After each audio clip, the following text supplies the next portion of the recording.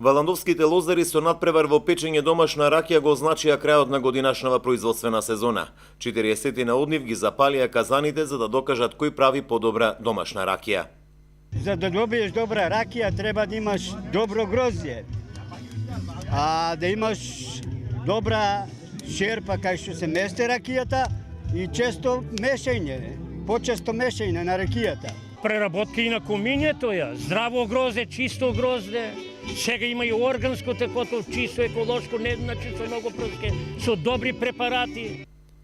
Лозарите смета дека сезонава не била најидеална и временските услови биле лоши. Според нив откупните цени се клучен сегмент за развој на оваа гранка.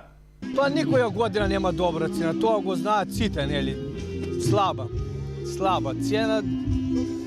Ама пак да кажеме дека е задоволителна, нели? Па види, исплатлива, ако секој човек знае да работи, како да работи, мора да е исплатливо. Ако не знаеш да работиш, не е исплатливо. Болка ги фати, не беше баш најдобро. А јас имам десертни грозде и добро помина.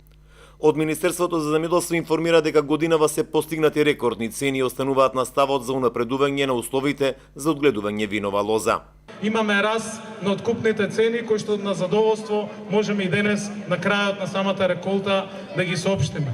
Вранецот достигна 13,55, а Смедеревката 12,28 денари просечна откупна цена во оваа реколта.